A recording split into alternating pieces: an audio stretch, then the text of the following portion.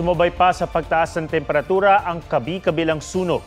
Mahigit 2,000 sunog na ang naitala na mula Enero hanggang bungat pa lang ng Fire Prevention Month. At sa ating mga tahanan, may magagawa tayo para iwas sunog. Alamin sa report ni Darlene Kai.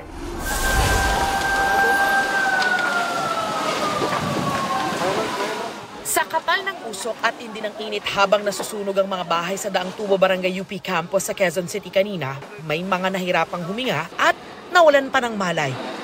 6 na residente at 3 fire volunteer ang nagtamo ng minor injuries at nahirapang huminga. Hindi bababa sa 50 pamilya ang nawalan ng tirahan at ari-arian.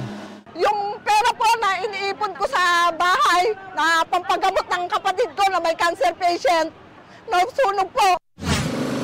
Nag-thermal drone naman para makita ang konsentrasyon ng apoy ang mga bumberang tumugon sa pagkasunog ng 50 bahay sa sitio Masagana, Barangay Alabang, Muntinlupa. Gulat na lang po kami, bigla na lang po yung musbong yung apoy.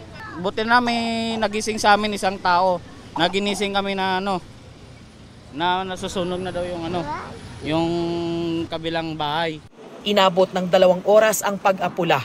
Iniimbestigahan pa ang kabuong halaga ng pinsala at sanhi ng apoy sa mga sunog na yan. Mula January 1 hanggang kaninang alas 6 ng umaga, halos 2,500 na ang naitalang sunog sa bansa. Kuryente ang nangungunang sanhi ng sunog. Sa mismong bahay, may magagawa ang publiko para makaiwas sa sunog ayon sa BFP. Ang mga appliance tanggalin sa saksa kung aalis o hindi gagamitin. Huwag magsaksak sa iisang outlet o yung octopus wiring. Ang mga kandila, ilayo sa maaaring pagsimula ng apoy. Ang posporo o lighter, ilayo sa lugar na maaabot ng bata. Huwag iwanan ang niluluto. Iwasang magsunog ng basura. At kung maninigarilyo, patayin ang upos nito bago itapon.